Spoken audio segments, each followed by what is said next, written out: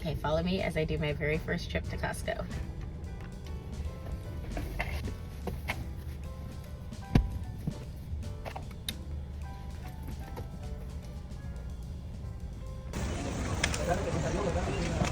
Digital membership. Oh, okay. Thank And you. one more question. It's the actual Same. address? Yep. Perfect.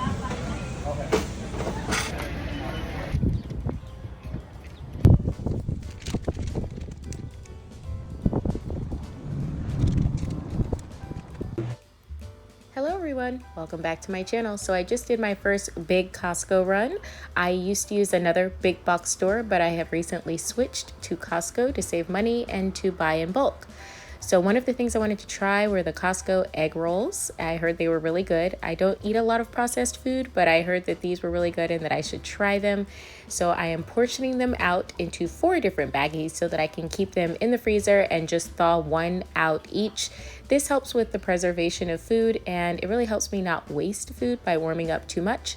I highly recommend pre-portioning foods when you buy them in bulk. By the way, these egg rolls were amazing. I ate 1 bag a week, so I was able to stretch this out for a month, and I really enjoy them. 10 out of 10. So as you can see, I'm laying these flat to freeze, and then when they are frozen, I will put them in my freezer upright to save space. So my freezer is full of a bunch of vertical plastic bags and frozen meals that are ready to cook.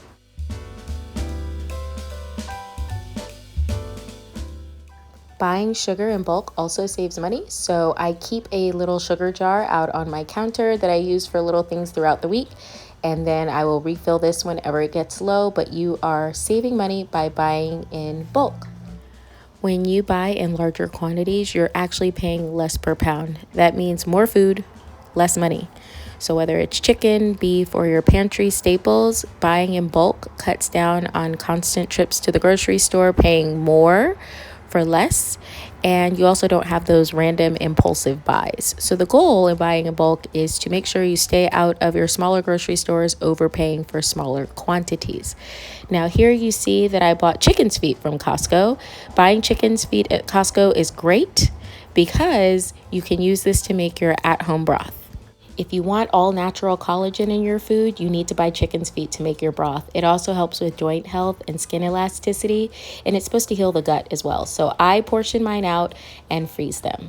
Here I'm putting my little potatoes in this bin, and I keep them here, and I try to use them in my recipes in some way. Now you see me pulling out all of my frozen fruit because I'm going to pre-portion my smoothie mixes so that when it is time to make my smoothies, it is quick and easy. It saves a lot of time and money to pre-portion out your fruit. I pick my fruit based on the health benefits.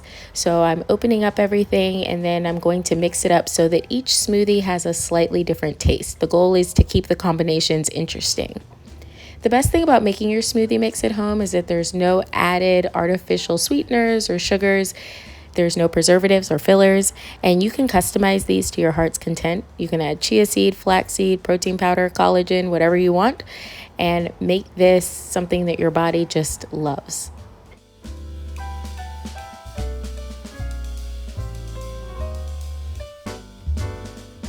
So as you watch me pre-portion each smoothie bag to be a little bit different, I'll tell you why having smoothies on a regular basis is important.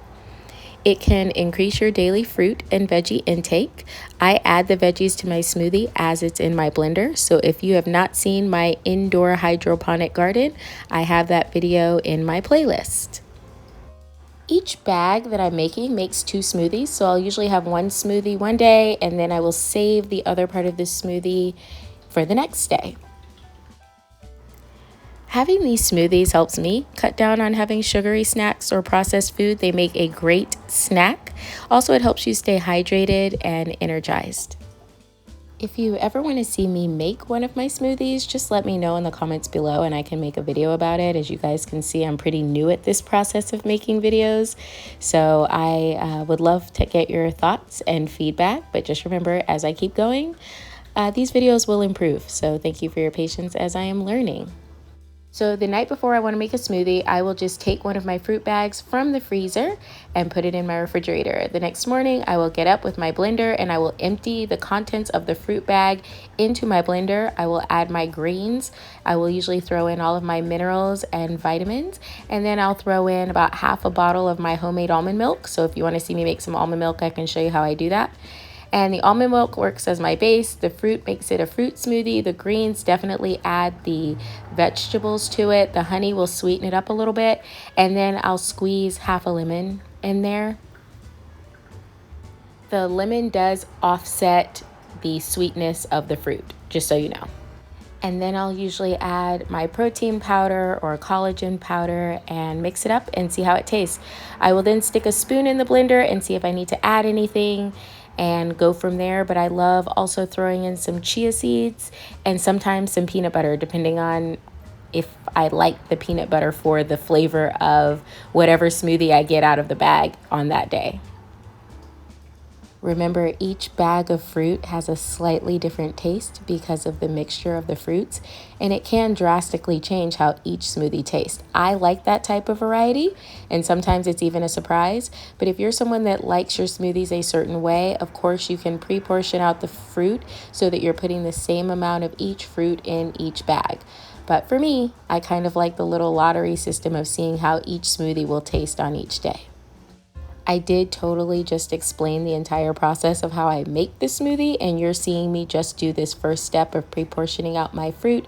So if you do want to see that video, just let me know in the comments below and I will show you how I make the base almond milk at home and then use that almond milk to then put in the smoothie. So doing this helps me save money. I live in Southern California and we have a lot of beautiful hiking trails. And whenever you're coming down from the hiking trails, there's always smoothie trucks there that are willing to sell you these amazing smoothies and fruit juices and green juices for like $10 to $13 for one cup.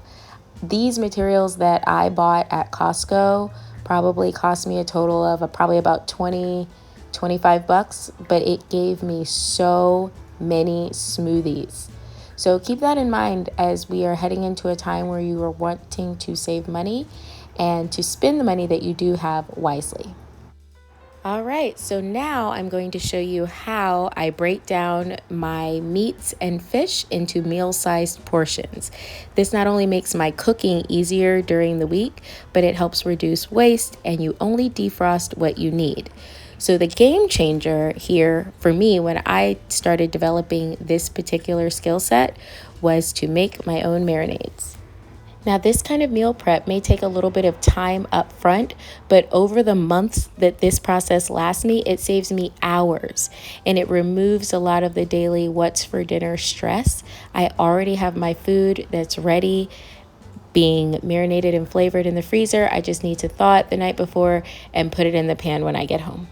So what you're seeing right now is that I have all of my homemade seasonings and store-bought seasonings out, and I am adding different flavor blends and combinations to each of the bags.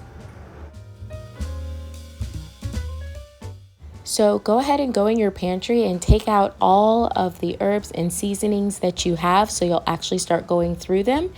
And when you're creating these bags at your home, think about the flavor combinations that you like.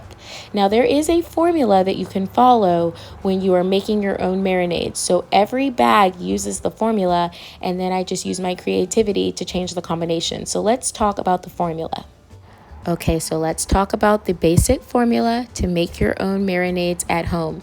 You can get creative and have so much fun with the different combinations, but you need to stick to this basic formula. Fat, acid, seasonings. Let's start first with fat. But before I talk about the fat, let's talk about what I'm doing on the screen. I pre-portion my ground beef and I put them in baggies and push them flat and freeze them flat. And then I just put them upright in my freezer once they are frozen. I make many different dishes with my ground beef, so I have learned not to season that, but it does help by pre-portioning it out and freezing it in smaller quantities. All right, so the base of your marinade is going to be a fat.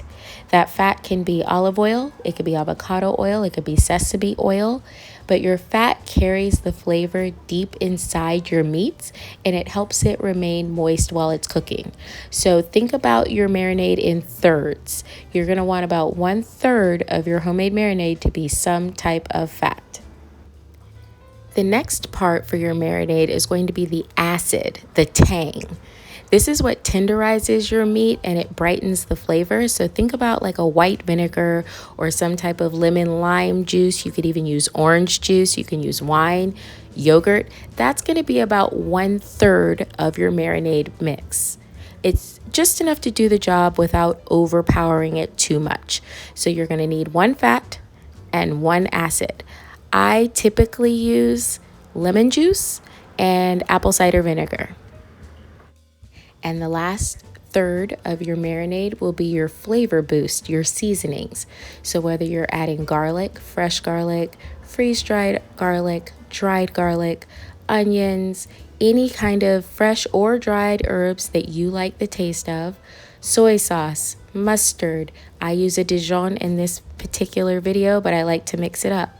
Chili flakes, honey. I've also used maple syrup. You can add your spices like your cumin, your paprika, your turmeric, your curry powder. A little bit of salt is important too because that helps it get absorbed into the meat. So this is what I mean by pull out your seasonings and try different combinations in different bags. See what you like. Get creative. You can look up marinade recipes online. They're everywhere, but I also recommend just trying the flavors yourself. You can taste it right then and there and decide, is this good? Do I like this? Do I want a little more of this, a little more of this? I make every single bag different so that every single day I'm trying a new meal. Now, the only downside is that I don't really write this down anymore. And so sometimes I will find a flavor profile that I absolutely love and can't remember for the life of me exactly how I made it. So I'm going to get better with that, but I understand the overall formula. Therefore, I know I can replicate it by just getting more familiar with the flavors and the taste. And I want you to try that too, because you can save yourself a lot of money by developing your own flavorings and your own marinades in your cooking. So I also just want to encourage you that when you're first starting, sure, look up the marinade recipes and see what you have in your kitchen, but the goal is not to cook to a recipe. That's how you have a lot of leftover ingredients. The goal is to see what you already have and figure out how you can make really good combination of flavors with what you already have. That's the goal. And then when it's time to replace your spices, then you can start getting more creative with the types of spices that you buy. But my goal for you right now, if you are just starting out with the homemade marinades, is to become familiar with what you already have at home and how you can use those to make combinations that you enjoy. Now, I'm saying all of this assuming that you have herbs and spices in your cabinet that you haven't used in a while. If you only have salt and pepper at home, then you're going to need to go out and diversify your spices, because that investment will help you stop eating out and stop eating at certain restaurants, and you will enjoy preparing your food, eating your creations, and saving money. Okay, so if you're just starting out, remember we have 1/3 fat, 1/3 tang or acid, and then 1/3 of your seasonings and aromatics. So with that combination, you're just going to start testing and trying things. Your taste buds might be different than someone else's, so try what you like. If you want to add more sweetness to your marinade, add some honey. You can add brown sugar or you can add maple syrup. If you want it to have more of an umami taste, you can use your soy sauce and Worcestershire sauce, both of which I have on the table there. If you want to make something a little more spicy with a little heat, you can add chili paste or hot sauce. So there's really no wrong way to do it. Just remember to balance out your bold flavors with something with a little bit more restraint. Just try different combinations until you find something that you like. You're going to put the marinade in the bag. You're going to squeeze out all of the air. I usually fold mine over and then I just write whatever is in the bag. I do not label them anymore, but that's my choice. If you want to label them because you're cooking for a family, that makes a lot of sense. I'm just cooking for me right now. So this flavor that I'm creating marinates in the meat while it freezes. So by the time I defrost them, the flavor is locked in. Having a freezer stocked of pre-marinade meats is really just having my future selves back, because on a busy night after work and after coming home from the gym, I'm not scrambling. I just grab this from the fridge where I thawed it, throw it in a pan, and I can bake it. I can pan fry it, whatever I feel like doing. I could stick it in my air fryer, but it saves a lot of time, and the 10 to 15 minutes it takes for me to grab my veggies and saute them, that's in the oven, and I have a nice healthy meal in under 20 minutes at a really good price. So developing this skill set of marinating and cooking all of my meals from scratch at home has saved me a lot of money, but also it has had me develop a different relationship with food. So I will usually go to the store maybe once every 2 weeks and re-up my vegetables and some of my herbs. I don't usually run out of herbs, but I do run out of the vegetables because I try to eat fresh as much as possible. So the ways that I preserve my veggies when I get them, sometimes I blanch them. Sometimes I will cut them, pre-cut them when I bring them home from the store, and then freeze them, which makes them very easy to just grab and put in a stir fry, like green beans, broccoli, carrots, corn, any kind of leafy greens, that kind of thing. I will pickle them, and it's very easy to pickle vegetables. I pickle my green peppers. You use vinegar and salt and sometimes a little bit of sugar, and this will preserve your vegetables for so much longer. You can do it with cucumbers or carrots or red onions, jalapenos. You can pickle so many different vegetables that make excellent snacks on their own, but they also add flavor to any meal. You can ferment your veggies, and fermenting just takes salt and time in a jar. That's it. You can also dehydrate your veggies in your oven or in a dehydrator. So to make my life easier during the week, usually I'm just pulling out bags of pre-cut veggies and just throwing them in with a little bit of olive oil. And sometimes I'll make some rice, but this is a quick go-to meal for me that allows me to have a full meal made from scratch. And I don't go out and get fast food, and I don't have any fried food. If you guys want me to show you how I pickle and ferment, just let me know in the comments. I don't really know what you guys are interested in. I assume everybody knows how to blanch and freeze veggies, so I don't have to make a video about that. But if you are interested in learning pickling or fermenting, let me know. And if you're wondering what I mean by dehydrating vegetables, I'm talking about you can dehydrate tomatoes, mushrooms, zucchini. I like to dehydrate my own kale chips, beet slices. I also dehydrate my fruit and make little fruit roll-ups.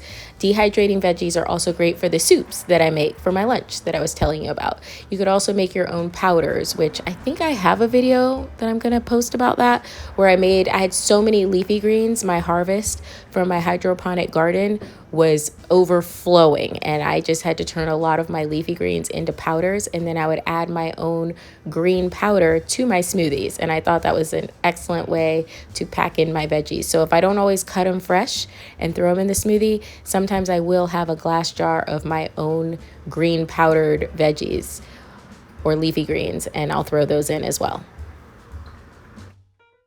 Alright, so in the video, as you can see, I'm still chugging along in my process. I think there I was adding some minced garlic, and I'm still just going through and adding different seasonings. I kind of have an idea of the flavors that I like, depending on if it's chicken or if it's meat, if it's pork, and I eat fish. I also make myself great salads, so sometimes I will make these meats and quickly pan fry it, cut it, and throw it on top of a salad. There's so many different things that you can do when you are marinating your own food and what you want to use them for. So honestly, the sky's the limit. Be as creative as possible. I think right here I'm using my freeze-dried onions. I decided to try that since they had it at Costco. I'm used to cutting my own fresh onions, but it turned out to work out great. I didn't see much of a difference in the taste when it was in the marinade. In case you were wondering, me doing this entire process took me about 2 hours. But remember, these 2 hours on a Saturday afternoon saved me hours in the kitchen for the next 4 months. It just made my life a lot easier. It was really comforting to know that I kind of had food at home, and all I had to do was pop it in a pan and bake it for 20 minutes. That really helped me to not eat out as much or grab something on the way home, because as I'm coming home from the gym, I know I can go throw that in a pan, jump in the shower, and by the time I get out, my food is ready to go. And on the weekends, I will usually take a hike outside, and there's nothing better for me than coming home to a nice cold homemade smoothie that has all of my favorite fruits in them and has the vitamins and minerals that I've added. And I know I got it at a great price. So that's something that I value now. Instead of spending that $10 out of nowhere to buy the smoothie, try making it at home and make a lot of them so that it's very easy and convenient for you in the moment to just throw it together in a blender. Okay, now let's talk about the downside of processed foods. One of the reasons that I changed my lifestyle into having as few toxins, I was going to say no toxins, but I've really cut down as much as you can on toxins and chemicals, is because I want to keep and maintain a healthy body for as long as possible. And I noticed that with processed foods, it has a lot of chemicals and additives. They add a lot of sugars to make it taste better, way too much in my opinion, and they add a lot of sodiums and fats. There are fewer nutrients because they have to strip these foods of fiber in order to make sure that they can last on the shelf as long as possible. So a lot of the times it's a lot of empty calories. And then last but not least, just all the preservatives, these can cause allergic reactions and digestive issues. And I'm a sensitive individual to things like that. And sometimes these things are linked to long-term health concerns because our body has never had this many chemicals put into our food. And there's also hidden ingredients that you don't always know about. They try to trick you on labels nowadays with natural and low fat and whole grain, even though it's not. They sneak in MSG. I just prefer if I make my own food because I know I can trust it. And that's important to me. We are now at an increased risk of chronic diseases, and people are suffering from poor gut health from all kinds of things. And that doesn't even go into the environmental impact of just the excess packaging waste and the carbon footprint. Everything is more expensive when you buy it already made. It might be convenient in the moment, but it's costing you right now. It has less value nutritionally. So let's change it up on these stores. Let's start buying our whole foods again, the cheaper foods, not the pre-made packaged foods. And let's start making things at home and developing our skills like our grandmothers and great-grandmothers had so that we can eat healthier and live longer, because these companies are showing us that they don't necessarily care about our health. They care about making money. So I just wanted to share some of the things that I do. If you have any questions for a doctor or a nutritionist, I highly encourage you to speak to them or do your own research. This is just what I do that has helped me maintain my weight, maintain my health. I am healthier now at this age than I was back then because I simply eat cleaner. So I hope that this has inspired you. Please click like and follow if you want to see more. And if you have any questions, I will do my best to get to everybody's question below. Thank you so much for watching this video. And remember, get creative at home. Our great-grandparents and grandparents did not have as many chemicals in their food as we do now, and we're seeing how that is playing out in our health outcomes. So let's make a change. Let's start heading back to the basics and learning basic cooking skills and preservation skills at home so that we can live a healthier life. Thank you so much again for watching this video. If you are interested in how I grow my own herbs and veggies at home in my hydroponic garden, please check out my videos in my playlist. Remember, my goal here is to help inspire you to stop eating as many processed foods. None would be the best, but at least to cut down if you are eating them, and to feel inspired to make your meals at home from scratch.